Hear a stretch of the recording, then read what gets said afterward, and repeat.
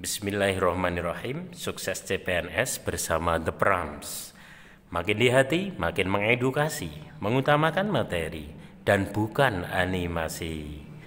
Baik, alhamdulillah teman-teman pejuang CPNS tetap semangat ya. Kali ini The Pram akan mendampingi kalian semua dalam memahami soal-soal SKD TIU tes intelijensia umum ya, yaitu penalaran logis. Nah, kali ini akan fokus pada yang namanya penarikan kesimpulan. Oke, ternyata soal-soal pada CPNS untuk penarikan kesimpulan ini sungguh amat membingungkan. Bahkan sebagian besar, hampir semua mengatakan pernyataannya itu penuh dengan ambigu. Hampir semuanya benar. Tapi tentu tidak seperti itu. Yang benar dari pilihan yang ada ya cuma satu, teman-teman ya. Nah, di situ nyata bahwa penguasaan kosakata yang banyak, tata bahasa yang mapan sama sekali tidak cukup untuk bisa menentukan jawaban yang benar. Lalu apa yang diperlukan? Tentu saja lebih dari sekedar kosakata dan tata bahasa.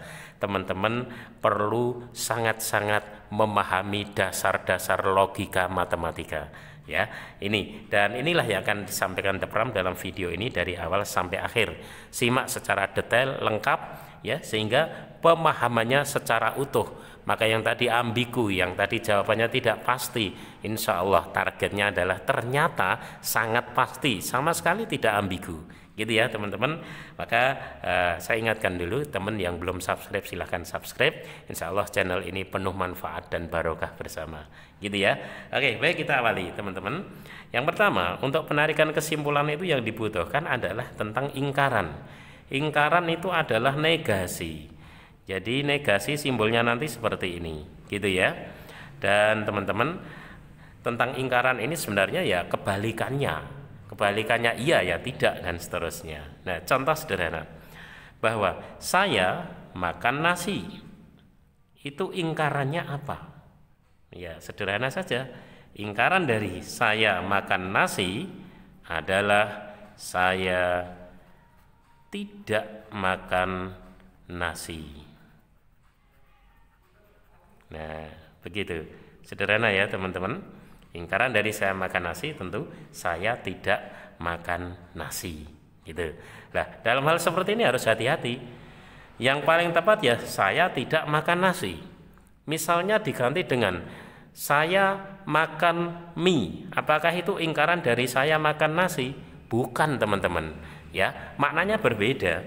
Karena saya tidak makan nasi ini bisa macam-macam, tidak hanya saya makan mie, gitu ya. Itu sehingga tidak bisa macam-macam, harus sesuai dengan konteks yang ada, gitu. Kemudian berikutnya teman-teman, sering ya diikuti dengan yang namanya kuantor. Jadi ingkaran kalimat tetapi yang berkuantor ya. Nah, ingkaran dari kuantor itu ada dua macam ya. Ini namanya kuantor universal dan ini eksistensial. Universal itu ya simbolnya adalah A terbalik gini ya. Ini bacanya apa? Adalah untuk setiap, gitu. Sehingga ini punya makna sama dengan ya semua, gitu. Jadi kalau simbolnya adalah A terbalik, ini adalah bacanya semua atau untuk setiap. Kemudian yang kuantor eksistensial ya, yang kedua ini untuk cara bacanya ini adalah terdapat. Jadi terdapat itu ada ya. Boleh juga dibaca apa? Beberapa. Begitu teman-teman ya. Jadi ingkaran dari untuk setiap itu ya terdapat. Ingkaran dari semua itu ya beberapa. Tidak semua itu kan beberapa gitu ya. Oke, contohnya gini. Nah, semua orang minum air. Ingkarannya apa? Berarti ya ingkaran dari semua orang minum air, semua itu ingkarannya adalah terdapat. Ya, berarti di sini adalah terdapat. Terdapat apa? Orang. Terdapat orang. Lah ingkarannya minum air itu apa? Tidak minum air. Tidak minum air. Nah, ini baru pas ya. Jadi semua itu ingkarannya adalah terdapat, minum air ingkarannya tidak minum air, gitu ya. Jadi ada ingkaran untuk kuantornya sendiri dan ada ingkaran untuk kalimatnya itu sendiri. Ya, biasa, ngerti ya. Nah, masalah terdapatnya ini diganti dengan beberapa, boleh maknanya sama. Beberapa orang tidak minum air. Oke, baiklah. Begitu. Jadi ingkaran, ada ingkaran satu pernyataan, kemudian ada yang dilengkapi dengan kuantor. Sekarang teman-teman, ada rumus untuk ingkaran kalimat majemuk, ya. Ingkaran atau negasi. Ini yang pertama ini dinamakan konjungsi. Ya, simbolnya adalah ini ya, seperti huruf V tapi terbalik. Ini bacanya adalah dan, ya. Bacanya dan. Begitu. Nah, kemudian yang ini ya, yang kayak huruf V ini namanya disjungsi. Disjungsi. Begitu. Disjungsi bacanya apa? Bacanya atau. Kalau yang panah ini namanya adalah implikasi. Jadi nanti ingkaran dari implikasi, ya. Bacanya jika maka, gitu ya. Baik. Jadi begini, teman-teman, ada rumusnya. Ingkaran dari P dan Q, ya. Ingkaran dari P dan Q ini akan sama dengan ingkaran P atau ingkaran Q. Nah, ini harus difahami dulu. Sementara ini dibalik, ingkaran P atau Q itu adalah ingkaran P dan ingkaran Q, ya. Atau negasi P atau Q adalah negasi P dan negasi Q, gitu ya. Sementara kalau implikasi P maka Q, ingkarannya adalah P dan negasi Q. Nah, begitu. Jadi tentu saja ini rumus yang sangat penting dan harus dijadikan dasar untuk penarikan kesimpulan. Oke, sekarang selanjutnya. Baik teman-teman, perhatikan antoni, ya. Sekarang ingkaran yang pertama, ingkaran dari konjungsi dan, ya. Nah ini dan, gitu kan.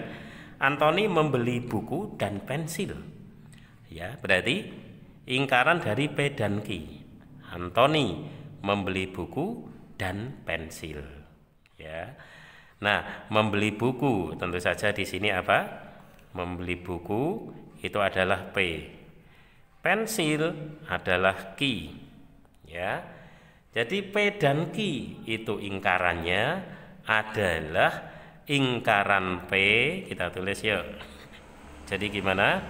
Antoni membeli. Padahal ini ingkaran P. Ingkaran membeli apa? Tidak membeli. Betul ya? Tidak membeli. Tidak membeli apa? Tidak membeli buku. Nah, gitu. Terus kata hubungnya dan itu ingkarannya menjadi atau. Atau, ya. Nah, ingkaran Q-nya adalah membeli pensil atau tidak membeli pensil. Gitu kan? Tidak membeli pensil. Oke? Ya, jelas ya teman-teman. Antoni tidak membeli buku, ya. Tidak membeli buku, berarti ini adalah ingkaran dari P karena P-nya membeli buku. Tidak membeli pensil itu adalah ingkaran dari Q. Cocok ya?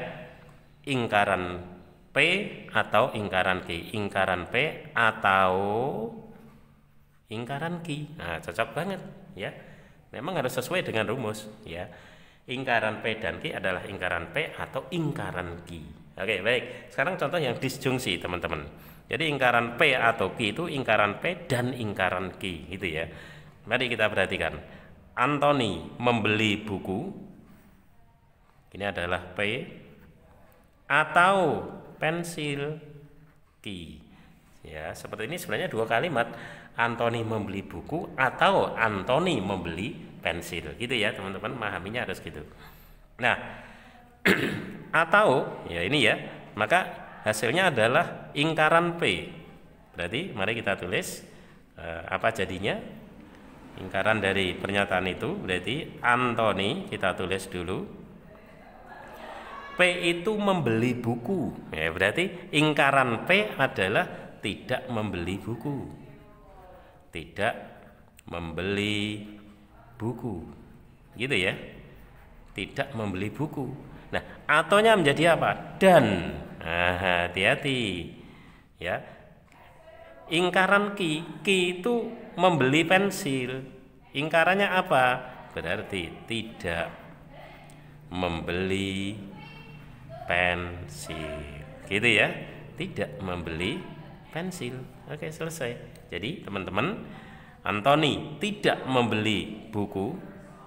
Ini adalah ingkaran P. Oke. Dan tidak membeli pensil. Ini adalah ingkaran Ki. Betul ya? Ingkaran P dan ingkaran Ki. Cocok. Ingkaran P dan ingkaran Ki. Gitu loh teman-teman ya. Nah, ternyata harus dengan rumus ya. Tidak cukup dengan logika kita yang dangkal ya. Baik, sekarang 3. Teman-teman, bagaimana kalau ingkaran dari implikasi? Ingkaran P maka Ki adalah P dan non Ki. Perhatikan sekarang. Jika hari ini hujan, berarti ini P, maka banjir adalah Ki. P maka Ki, gitu ya. Oke. Nah, kita lihat ingkarannya apa teman-teman? Ingkarannya adalah P dan non Ki. P dan ingkaran Ki. Berarti apa? Ternyata P berarti apa? Hari ini hujan. P kan ya, hari ini hujan. Dan ingkaran Ki itu banjir. Ingkarannya apa? Ya, ingkaran banjir tentu saja tidak banjir, gitu ya. Oke, jadi akhirnya ingkaran dari jika hari ini hujan maka banjir adalah hari ini hujan dan tidak banjir. Jelas ya? Hari ini hujan adalah P dan dan tidak banjir adalah ingkaran Ki. Jadi P dan ingkaran Ki. Cocok gitu ya teman-teman. Nah seperti itu. Jadi memang sudah ada relnya yang harus kita ikuti ya. Tidak bisa kita main logika sendiri. Karena logika kita dangkal loh teman-teman ya. Ujung-ujungnya salah. Akhirnya apa? Tidak mendulang skor. Eman-eman ya. Nah, sekarang berikutnya teman-teman. Kalau di halaman 1 kita fokus pada ingkaran, maka berikutnya kita akan memahami tentang ada beberapa pernyataan yang ekuivalen. Ekuivalen itu apa? Yaitu mempunyai nilai kebenaran yang sama. Begitu teman-teman. Jadi memiliki nilai kebenaran yang sama. Ya. Nah, nilai kebenaran dari implikasi ekuivalen dengan kontraposisinya. Ya, sementara kontraposisi belum, tapi nanti tetap kita bahas gitu ya. Nah, gini teman-teman. Jadi bisa kita tulis bahwa implikasi itu apa? Ya, tentu P maka Ki. Jika P maka Ki, ini implikasi. Dia akan ekuivalen dengan punya nilai kebenaran ya, yang namanya kontraposisi, yaitu ingkaran Ki maka ingkaran P. Jadi gitu. Jadi P jika P maka Ki itu ekuivalen dengan ingkaran Ki maka ingkaran P. Gitu ya. Ini namanya kontraposisi, itu seperti ini. Nah, sekarang langsung kita berikan contoh. Jika hari ini gempa bumi, maka tsunami. Jika hari ini gempa bumi berarti P, maka tsunami berarti Ki, ya teman-teman. Nah, pernyataan ini akan ekuivalen dengan apa? Jika P maka Ki, ekuivalennya adalah ingkaran Ki maka ingkaran P. Oke teman-teman, perhatikan baik-baik. Gini ya, ingkaran Ki-nya adalah tsunami, ya. Berarti gimana? Jika hari ini Ki-nya tsunami, padahal ini ingkaran Ki, berarti apa? tidak tsunami, tidak tsunami, begitu, maka ingkaran P, P-nya gempa bumi, ingkarannya berarti gimana? Tidak gempa bumi, tidak gempa bumi, gitu loh teman-teman ya. Maka punya ekuivalen, nilai kebenarannya sama. Jika hari ini gempa bumi maka tsunami, nilai kebenarannya sama dengan jika hari ini tidak tsunami maka tidak gempa bumi, ya, menurut dasar ini, ya, ekuivalen, pernyataan yang ekuivalen. Itu yang pertama teman-teman, yaitu implikasi dengan kontraposisinya. Kemudian ada lagi yang kedua teman-teman ya, implikasi P maka Q itu ekuivalen dengan ingkaran P atau Q, gitu. Mengapa bisa begitu? Lah kalau kita bicara konsep, bisa ini diturunkan dari dua kali ingkaran. Jadi ingkaran P maka Q, terus diingkaran lagi, ya. Maka kalau dua kali ingkaran kan tentu kembali semula, ya, hasilnya akan seperti ini, gitu ya. Oke, saya kira bukan itu, tapi terima saja rumus ini karena sasaran kita bukan konseptualnya, istilahnya namanya PSM ya, kalau di matematika itu pengantar statistik matematik, bukan ya, tetapi aplikasinya, gitu ya. Pastinya P maka Q itu nilai kebenarannya sama dengan ingkaran P atau Q. Nah, contoh ya, gini teman, jika hari ini gempa bumi, ya, gempa bumi adalah P, maka tsunami maka Q. Nah, oke, dia akan ekuivalen dengan siapa? Jika hari ini gempa bumi maka tsunami, P maka Q itu ekuivalen dengan negasi P atau Q. Ya, mari kita susun. P itu gempa bumi, ya, berarti jika hari ini, gitu ya, jika hari ini negasi P, P itu gempa bumi, berarti negasinya tidak gempa bumi, gitu ya. Jika hari ini tidak gempa bumi, ya, atau Q. Nah, Q-nya apa? Q-nya adalah tsunami, maka tsunami. Oke, sorry, ini ada sedikit keliruan ya. Ini kan bukan implikasi, tapi atau, jadi nggak perlu pakai kata jika, sorry ya. Gitu, nggak perlu ada ini. Berarti apa? Hari ini tidak gempa bumi atau tsunami, gitu ya. Itu punya nilai kebenaran yang sama dengan jika hari ini gempa bumi maka tsunami, ya, sama dengan hari ini tidak gempa bumi atau tsunami. Nah, gitu. Oke, baik ya. Jadi sudah, ini rumus-rumus baku yang harus kita ikuti, ya. Oke, kemudian berikutnya teman-teman, contoh yang kedua untuk ekuivalen P maka Q sama dengan negasi P atau Q. Jika suatu daerah zona merah maka sekolah libur. Nah, gitu. Berarti apa? Zona merah adalah P, maka sekolah libur adalah Q. P maka Q, ya, berarti ingkarannya nanti adalah negasi P atau Q, gitu ya. Ya, kita susun kalimatnya. Ingat ya, bukan jika lagi karena ini bukan implikasi. Negasi P, ingkaran P berarti suatu daerah tidak zona merah, ya, P-nya kan zona merah. Ingkaran P tidak zona merah. Kita tulis ya. Berarti apa? Suatu daerah tidak zona merah. Tidak zona merah. Begitu ya. Atau Q. Nah, Q itu apa? Sekolah libur. Ya sudah, kita tulis apa adanya. Sekolah libur, gitu ya teman-teman. Oke, sudah sangat cocok itu ya dengan ekuivalensi. Jadi ada dua macam pernyataan yang ekuivalen tentang P maka Q, itu dengan kontraposisinya, juga dengan dinegasikan dua kali yang hasilnya adalah negasi P atau Q, begitu. Oke, baik teman-teman, ini ekuivalen tapi tidak pakai kuantor. Nah, yang sudah memusingkan kalau sudah pakai kuantor, ya. Oke, baik. Sekarang gini.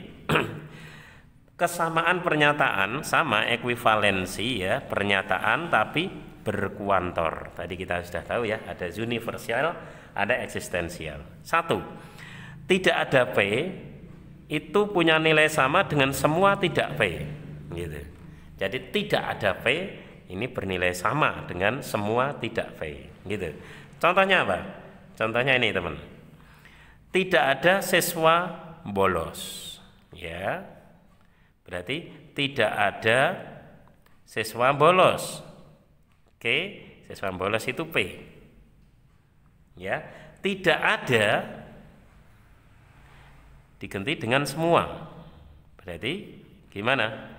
Semua. Kemudian P menjadi tidak P, ya. Semua siswa. Gitu ya, semua siswa. P itu bolos menjadi tidak P. Berarti gimana? Tidak bolos. Gitu teman-teman, ya. Jadi tidak ada P itu punya nilai kebenaran yang sama dengan semua tidak P. Oke. Kemudian contoh yang kedua, tidak ada pegawai yang tidak sarjana. Ya, tidak ada pegawai yang tidak sarjana. Tidak adanya diganti apa? Semua. Ini akan ekuivalen ya. Berarti semua pegawai begitu yang tidak sarjana. Ya, tidak sarjana itu P, ya. Tidak sarjana itu P. Berarti tidak P-nya adalah sarjana. Mudah sekali. Ya kan? Betul ya? Tidak ada pegawai yang tidak sarjana. Tidak sarjana itu P. Berarti tidak P-nya sarjana, gitu ya. Kan tidak sarjana, berarti sarjana. Sederhana sekali. Jadi kalimat tidak ada pegawai yang tidak sarjana ini ekuivalen dengan semua pegawai sarjana. Ya, dua contoh cukup ya teman-teman. Oke, nanti dikembangkan sendiri. Kemudian yang kedua, ya, ada lagi kesamaan pernyataan berkuantor beberapa P, ya, beberapa P ini sama dengan beberapa tidak P, gitu. Jadi otomatis ya, kalau beberapa itu P, ya sama dengan beberapa tidak P. Beberapa sehat ya sama aja beberapa sakit, gitu loh teman-teman ya, sama itu, hati-hati ya. Contohnya beberapa pegawai sakit P, nah punya nilai kebenaran yang sama ekuivalen dengan ya tetap beberapa tidak P. Berarti gimana teman-teman? Beberapa pegawai tidak P, P-nya sakit ya, berarti tidak sakit, gitu ya. Nah, adapun menurut kosakata tidak sakit itu namanya sehat, boleh ya, boleh, enggak apa-apa ini diganti dengan sehat, gitu ya. Nah, jadi setelah rumus baru kosakata, gitu loh teman-teman ya. Jangan kosakata tanpa rumus, kacau semua nanti. Oke. Kemudian contoh yang kedua, beberapa siswa rajin, ya, ekuivalen dengan apa? Beberapanya tetap. Beberapanya tetap, ya, beberapa siswa itu rajin itu P. Berarti ini tidak P, berarti bagaimana teman? Ya, tidak rajin. Tidak rajin. Beberapa siswa rajin itu ekuivalen dengan beberapa siswa tidak rajin. Adapun berikutnya mau diganti ya, namanya tidak rajin itu diganti dengan malas, silahkan ya. Itu kosakata gitu ya, tapi sudah sesuai dengan kaidah-kaidah logika matematika gitu.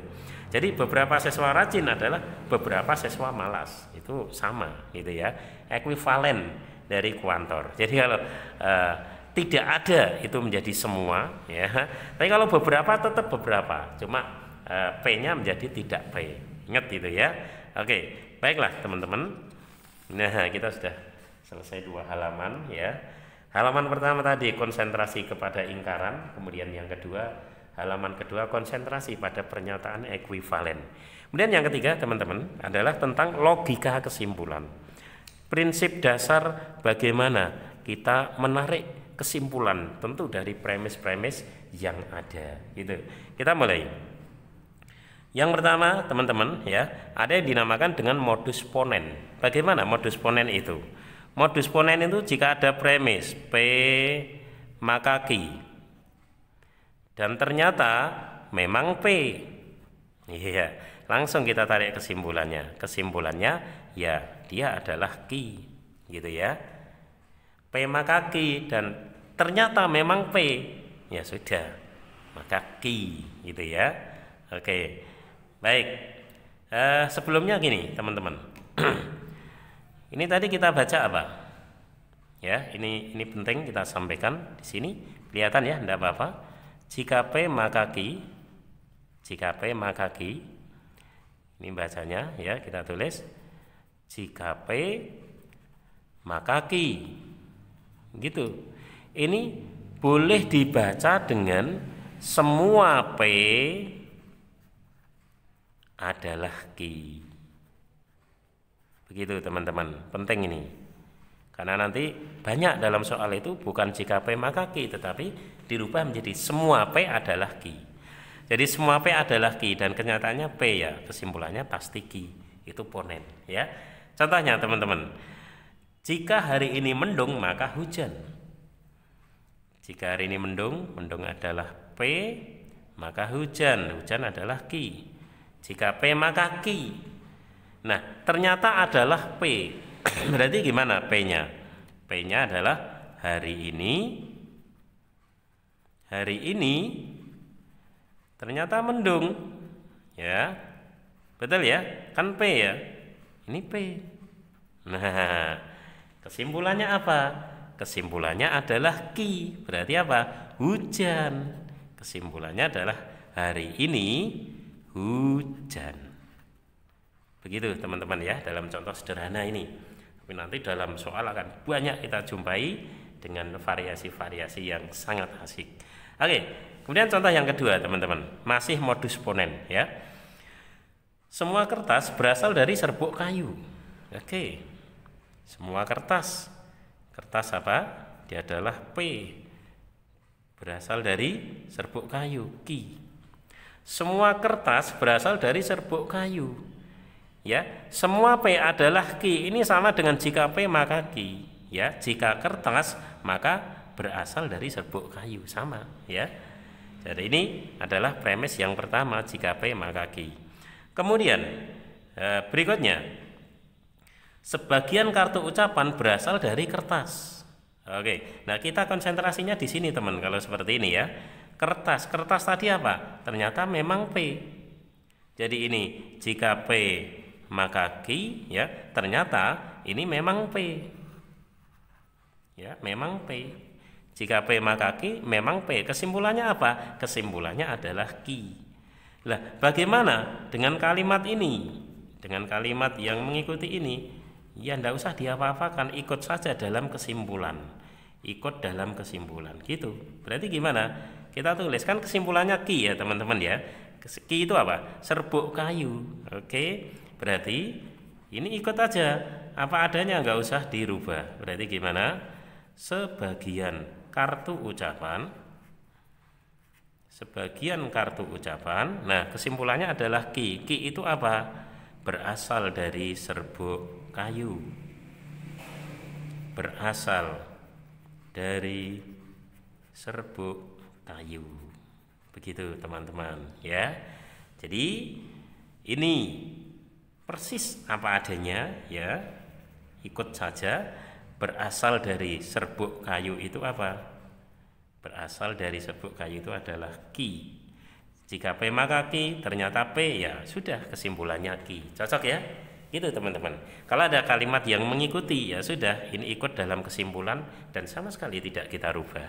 Oke ya, perhatikan contoh 1 dan kedua ini kesulitannya meningkat ya, dan teman-teman harus paham semua. Baik, kemudian logika kesimpulan yang kedua namanya adalah modus tollens. Bagaimana modus tollens itu? Jika ada premis P maka Ki, gitu teman-teman, dan ternyata adalah negasi Ki, tidak Ki. Nah, kalau seperti itu kesimpulannya ya tidak P. Nah, ini modus tollens. P maka Ki, dan kenyataannya itu ingkaran Ki, ya maka kesimpulannya ingkaran dari P. Gitu. Contoh, oke teman-teman, jika hari ini mendung, maka hujan. Mendung berarti P, maka hujan berarti Ki. Premis pertama, jika P maka Q. Premis kedua teman-teman, yaitu negasi Q. Ya, berarti apa? Q adalah hujan, negasinya tidak hujan. Ya, berarti apa? Hari ini tidak hujan. Gitu, teman-teman. Ya, negasi Q, hari ini tidak hujan. Kesimpulannya apa? Kesimpulannya adalah ini tidak P. Ya, negasi P. P itu mendung, ya. Berarti tidak mendung. Kesimpulannya apa? Hari ini tidak mendung. Ini kesimpulannya. Gimana? Sebenarnya mudah bukan? Yang penting jangan ngeyel. Ya, ikuti aja rumus yang sudah ada. Gitu. Baik, teman-teman. Contoh yang kedua. Nah, biasanya contoh kedua pasti lebih kompleks ya, teman-teman. Nah, ini bukan jika maka ya, tetapi menggunakan setiap dokter. Nah, kata-kata setiap itu sama dengan semua. Nah, itu yang harus tahu ya. Ini baru kosakata ini. Jadi semua ini sama dengan setiap, kita tambahkan gitu ya. Semua dokter memakai baju putih. Semua dokter adalah P, memakai putih adalah Q. Semua tadi sama aja jika. Jika P maka Q, gitu ya. Jadi pernyataan ini jika P maka Q. Premis ini seperti ini. Ya. Kemudian ternyata Tony memakai batik. Nah, teman-teman. Q itu apa? Q kan baju putih ya. Nah, ternyata ini adalah batik. Kalau batik berarti Q apa bukan? Baju putih atau bukan? Bukan. Berarti ini tidak Q. Ya, negasi Q. Nah, gitu loh. Jadi kadang seperti itu. P maka Q, negasi Q. Kesimpulannya apa? Negasi P. Negasi P, ya. Berarti P itu apa? Dokter, ya. Nah, terus ini ikut kesimpulan. Kesimpulannya adalah Tony P itu dokter, padahal negasi P berarti tidak dokter, ya. Tony tidak dokter, atau yang lebih enak ya, bukan dokter, boleh ya, gitu. Nah, ngerti ya teman-teman? Oke, jadi betul-betul harus diikuti kaidah-kaidah dalam logika matematika. Oke, baik. Untuk dasar-dasar penarikan kesimpulan saya kira cukup. Ingat ada 3 macam. Pertama ingkaran, ya, di halaman 1 tadi. Kemudian yang kedua pernyataan ekuivalensi. Kemudian yang ketiga adalah logika kesimpulan. Nah, meskipun setiap materi sudah kita berikan contoh lumayan banyak ya, ada yang 2, ada yang 1 gitu ya. Tapi kali ini juga kita masih akan melanjutkan di latihan soal yang memang pernah muncul ya. Oke. Nah, oh ya, tadi baru 2 ya, teman, sorry, ada 3, modus tolen, modus ponen, modus tolen. Masih ada silogisme, hampir lupa. Jadi begini teman-teman. Kalau silogisme bagaimana? Ya, yaitu jika P maka Q. Ini malah gampang ini. Terus Q maka R. Ya. Kesimpulannya apa? Ya, kesimpulannya P maka R. Langsung ya. P maka Q, Q maka R ya. Udah, yang kita ambil ini P maka R. Itu namanya silogisme. Ya, saya kira ini justru gampang ya. Mari contoh ya, contoh 1. Jika hari ini gempa bumi P, maka tsunami Q. Oke.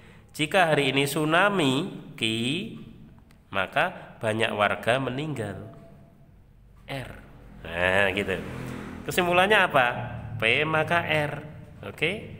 Langsung mari kita tulis kesimpulan. Berarti jika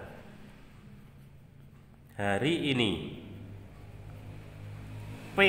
P tadi apa? Gempa bumi.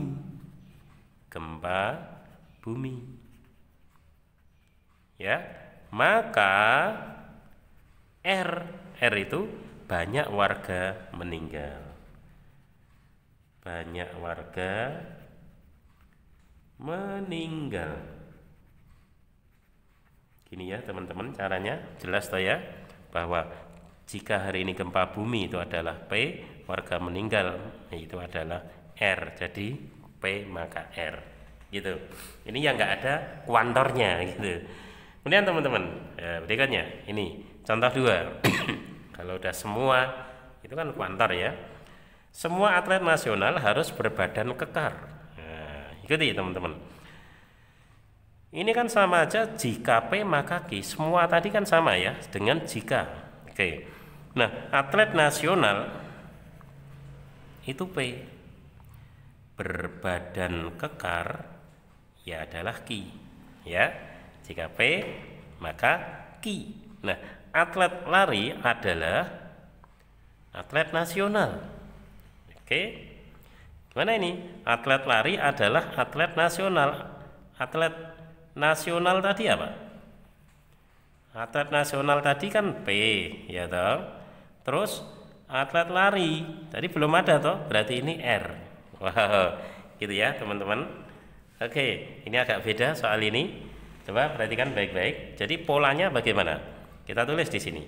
Di sini kan berarti yang pertama, nanti ini untuk nulis kesimpulan ya, bahwa jika P maka Q, ya. Nah, ternyata di sini adalah R maka P. Nah, gitu ya. Oke. Lah apa kesimpulannya? Nah, kan P maka Q, kemudian di sini malah ya R maka P. Nah, enggak urut ya, enggak urut ya. Caranya gini aja, kita rubah. Ada yang double apa? P toh? Yang double adalah P. Ya sudah, urutan kita rubah ya. R maka P gitu. Kemudian P maka Q. Gitu loh teman-teman ya. Oke, ini sudah berurutan. Kesimpulannya ya ini R maka Q gitu ya. Berarti kesimpulannya apa? R maka Q. Gitu teman. Ya, apa kesimpulannya? Kita tulis ya. Berarti kesimpulannya adalah R maka Q. Gitu ya, teman-teman. Dari sini cuma dirubah aja. R itu apa? Jika R itu adalah atlet lari. Jika atlet lari, maka Q apa Q? Berbadan kekar. Gitu teman-teman ya. Tuh jadi kan ya nggak usah panik. P maka Q lo, R maka P ya. Ya udah kita balik aja. R maka P dilanjutkan P maka Q. Jadinya apa? R maka Q ya. Sebuah permainan ringan saja ini. Betul teman-teman? Nah, seperti ini hanya bisa oleh orang-orang yang terlatih. Maka teman-teman juga harus banyak latihan gitu ya. Oke, baiklah. Tadi di depan ya, The Pram ngomong ada kontraposisi. Itu lengkapnya adalah confess, invest, dan kontraposisi. Jadi begini teman-teman. Jika ada implikasi itu ya jika P maka Q, ini implikasi. Maka ada yang dinamakan confess. Confess dari P maka Q itu adalah dibalik aja, Q maka P. Lalu ada yang namanya invest. Kalau invest itu dinegasikan. Invest dari P maka Q adalah negasi P maka negasi Q. Sementara kalau kontraposisi ini gabungan dari keduanya. Gabungan dari confess ya invest. Berarti invest yang dikonfes. Makanya menjadi apa? Negasi Q maka negasi P. Invest yang dikonfes itu hasilnya kontraposisi. Gitu teman-teman. Oke, oh ya. Nah, kita terapkan yuk. Yang pertama tentang confess-nya dulu. Jika peserta tes CPNS lolos maka memperoleh SK. Mari teman-teman. Jika peserta tes CPNS lolos berarti apa? P maka memperoleh SK itu adalah Q. Confess-nya apa? Confess itu Q maka P berarti Q jika ya memperoleh SK kita ya, jika memperoleh SK maka ya P ya peserta tes CPNS lolos gitu loh teman-teman ya. Itu confess-nya ya. Confess-nya adalah Ki maka P gitu ya. Nah, kemudian investnya apa? Investnya itu negasi P maka negasi Ki. Yuk, P-nya lolos berarti negasinya tidak lolos. Kita tulis lengkap. Yuk, jika peserta tes CPNS begitu ya, lolos. Ini tidak lolos gitu ya, kan negasi P tidak lolos. Maka negasi Ki, Ki-nya memperoleh SK, berarti ingkarannya adalah tidak memperoleh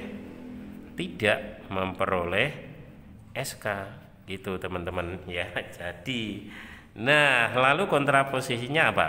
Kontraposisinya adalah ingkaran Ki maka ingkaran P. Nah, gimana? Ki-nya apa? Ki-nya memperoleh SK ya. Jika ingkaran Ki atau subjeknya bisa kita tulis peserta tes CPNS ya. Peserta tes CPNS ini subjeknya, ingkaran Ki, Ki-nya memperoleh SK, ingkarannya berarti tidak memperoleh SK. Tidak memperoleh SK. Maka ya ingkaran P, P-nya apa toh? P-nya lolos. Ingkarannya berarti tidak lolos gitu ya. Nah, ini ingat kontraposisi ini juga ekuivalen dengan implikasinya gitu ya. Tadi sudah kita bahas itu. Cuma ini memang harus mengenal confess, invest, dan kontraposisi. Oke, baik teman-teman. Nah, dasar konsepnya udah, kita lanjutkan latihan soal yuk. Ya, kalau sudah mengerti dasar ya secara detail seperti tadi, maka melihat soal itu enteng aja. Kita mulai, siap ya? Full konsentrasi, sambil ngopi juga enggak apa-apa. Yuk minum kopi dulu. Iya, Bismillah. Nah, ini kopi ya. Oke. Santai aja, ya, tapi serius. Baik, teman-teman. Adik-adik, semua pegawai tidak memakai asuransi. Oke, bagaimana ini? Semua pegawai tidak memakai asuransi. Pegawai tidak memakai asuransi. Pegawainya apa ini? Pegawai berarti P gitu. Tidak memakai asuransi berarti adalah Ki. Semua pegawai adalah Ki. Semua P adalah Ki. Ini kan sama saja dengan jika P maka Ki, gitu ya. Ini kalimat pertama. Kemudian berikutnya, sebagian pekerja hotel adalah pegawai. Ya, yang kita sorot ini aja, P, pegawai. Pegawai itu kan P. Ternyata adalah P. Loh, lah ini bagaimana? Ya enggak apa-apa, biarkan saja, nanti diikutkan pada kesimpulan. Jika P maka Ki ternyata adalah P, kesimpulannya apa? Ya, kesimpulannya adalah Ki, gitu ya teman-teman. Ternyata soal ini tentang apa? Modus ponen ya, betul ya. Ini dasarnya adalah modus ponen. Nah, mari sekarang kita buat kesimpulan. Berarti bagaimana kesimpulannya? Ini ikut dalam kesimpulan ya, tadi kan kita abaikan. Kesimpulannya berarti ikut sebagian ya, sebagian pekerja hotel, sebagian pekerja hotel ya, Ki itu apa? Ki adalah tidak memakai asuransi ya. Kesimpulannya kan Ki tidak memakai asuransi gitu. Oke, tidak memakai asuransi adalah Ki ya. Jika P maka Ki, ternyata ini adalah P gitu ya. Ya, kesimpulannya Ki, yaitu tidak memakai asuransi. Ya, oke, bagaimana? Ya, berarti tetap ini sebagian ya, semua salah ya. Nah, sebagian pekerja hotel tidak memakai asuransi, jawabannya A. Masya Allah, mudah sekali ya, gitu teman-teman. Oke. Nah, sekarang nomor 2. Tidak ada pegawai negeri tidak berijazah. Aduh, satu kalimat ini tidaknya 2 kali ya. Kalau tidak 2 kali itu kan berarti ya iya gitu ya. Berarti bisa kita jadikan, kita sederhanakan menjadi ya apa kalimat ini. Berarti kalimat ini sama saja dengan semua pegawai negeri berijazah gitu ya teman-teman. Betul ya, sama kan? Semua pegawai negeri berijazah. Nah, kalau semua kan jika P maka Q. Artinya apa? Oh, berarti pegawai negeri adalah P, berijazah adalah Q. Oh, ternyata ini P maka Q. Nah, kemudian berikutnya beberapa guru tidak berijazah. Berijazah itu apa? Q. Tidak berijazah berarti negasi Q. Ya, jadi pertama ada P maka Q. Ternyata negasi Q. Apa kesimpulannya? Ya ingat, ya kesimpulannya negasi P, teman-teman. Ini apa ini? Modus tollens. Ingat ya, bisa cek lagi ya, modus tollens. Nah, terus ininya bagaimana? Ikut aja dalam kesimpulan ya. Kita tulis. Berarti apa? Beberapa guru gitu ya. Beberapa guru negasi P. P-nya apa toh? Pegawai negeri. P-nya pegawai negeri berarti negasi P-nya adalah tidak pegawai negeri. Gitu ya. Nah, menurut kosakata yang lebih enak ini bisa diganti dengan bukan. Nah, gitu ya. Nah, mana yang ada di soal? Beberapa guru ya, ini pegawai ya, bukan pegawai negeri. Beberapa guru bukan pegawai negeri. Cocok, jawabannya adalah B. Gitu teman-teman ya. Oke, dengan rumus ya, dengan rumus. Oke, nah kita sudah selesaikan 2 nomor. Asik ya, tetap semangat. Oke, kemudian yang nomor 3 teman-teman.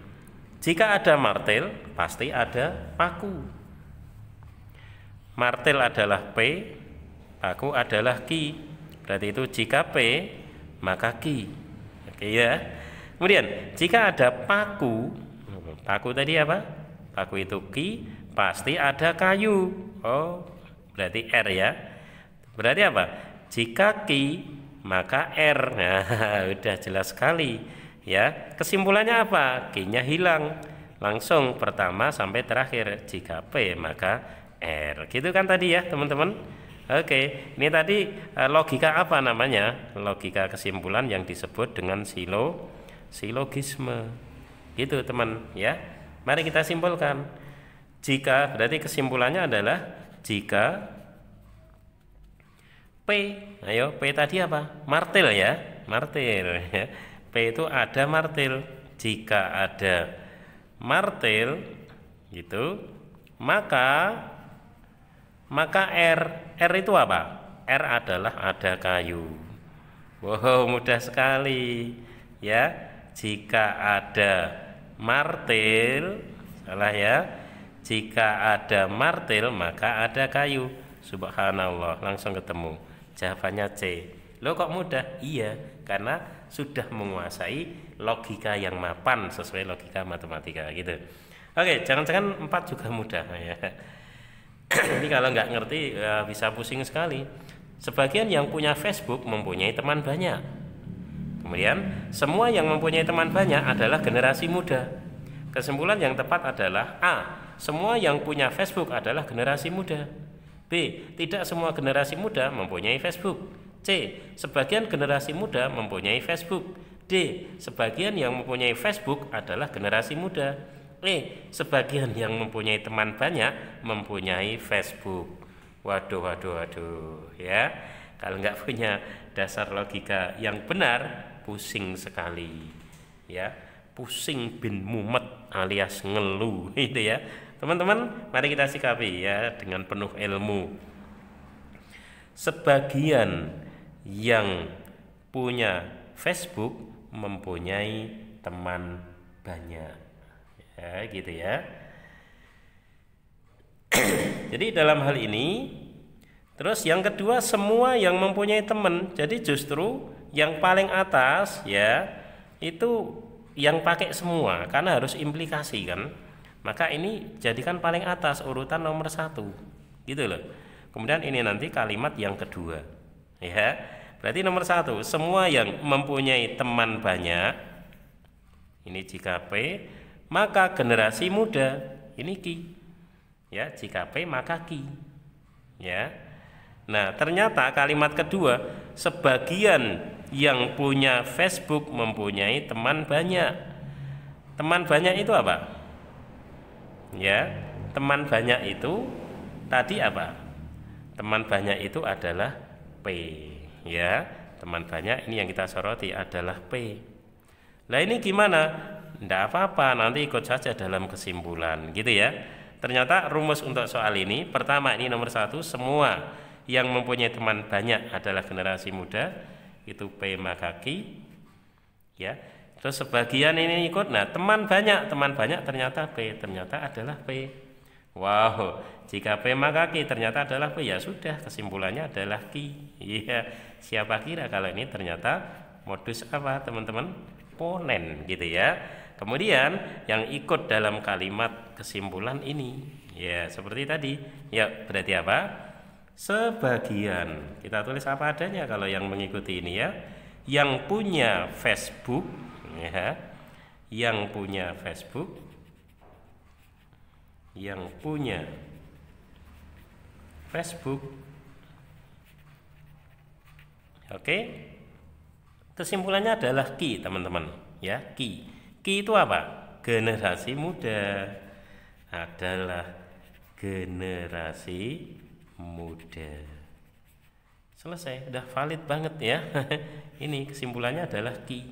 Ini tadi dari mana? Mengikuti kalimat saja. Oke, mana yang benar teman-teman? Sebagian yang punya, semua salah. Tidak semua, sebagian.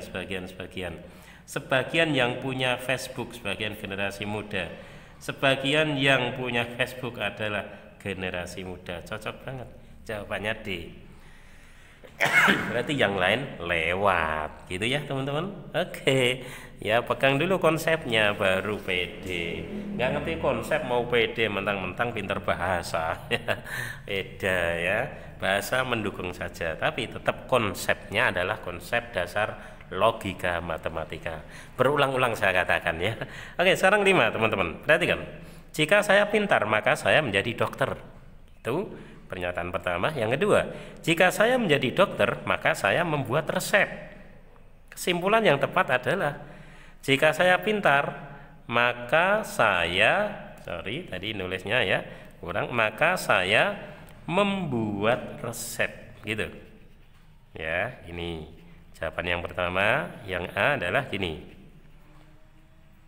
jika saya pintar maka saya membuat resep. Kemudian yang B, saya pintar karena saya dokter gitu ya.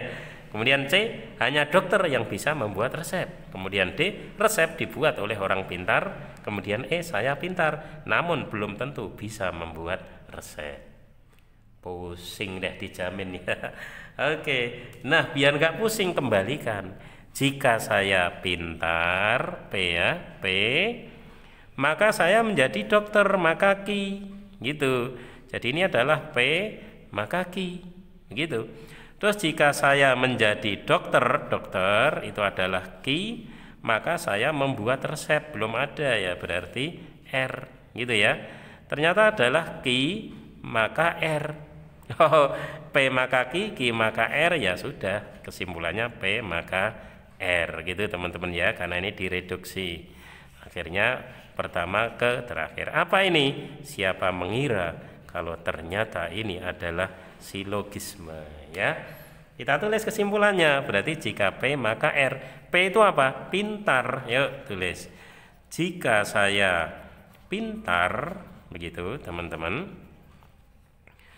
maka R, ya, maka R tadi apa? Saya membuat resep, ya, maka saya membuat resep, gitu teman-teman.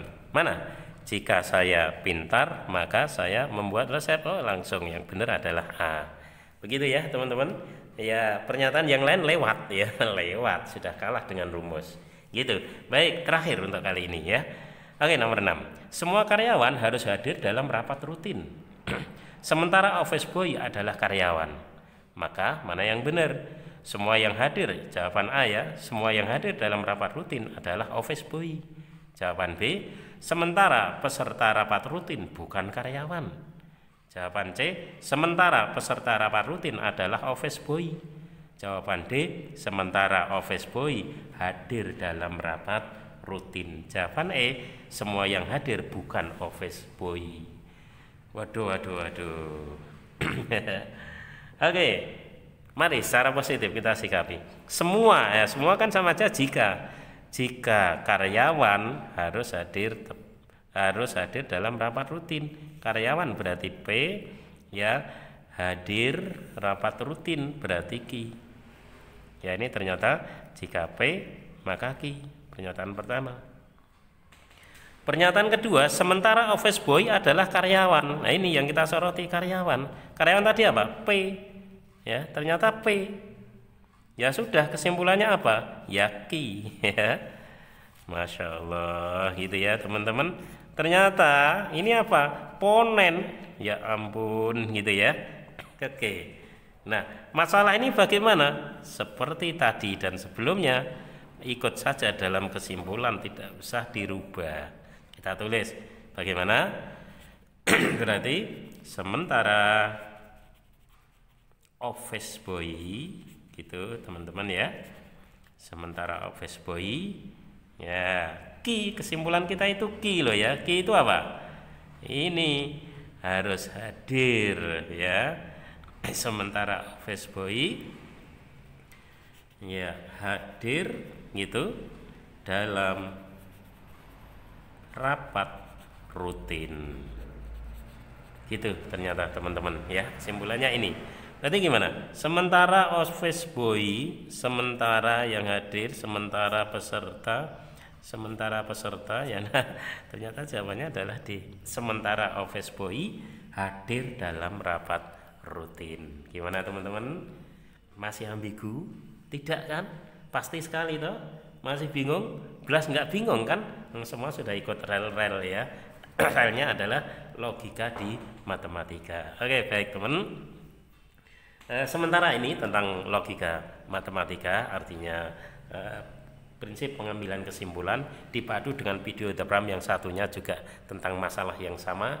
Kalau teman-teman memahami dengan sangat dalam, insya Allah ya, insya Allah teman-teman akan percaya diri dan akhirnya sukses. Kemudian kalau masih ada kesempatan ya nanti selalu kita berikan pengayaan-pengayaan, mungkin ini ya bisa diperkaya seterusnya. Yang penting apa? Teman-teman tetap setia dengan channel The Prams, maka dengan sendirinya insya Allah ilmu itu akan semakin bertambah dan kesuksesan akan semakin dekat. Begitu ya. Oke, makin di hati makin mengedukasi. Sukses CPNS bersama The Prams.